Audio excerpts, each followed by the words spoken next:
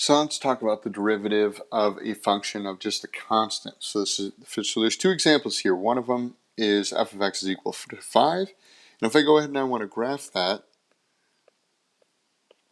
I know that it's going to be at this point right here. And oops, that's the highlighter there. It's going to be at this point right here. And what this means is that it's always going to be equal to 5 no matter what x I plug in. So if I go ahead and I want to define the derivative of that, remember I'm looking at the slope. No matter what, it's always going to be equal to 0. So f prime of x is equal to 0. If I graph -2, same thing's going to happen. It's going to go all the way to the right and all the way to the left. And this is going to be a slope equal to 0. So g prime of x has to be equal to 0.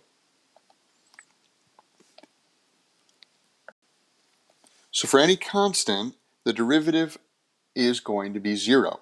So this is for any constant c, derivative is 0.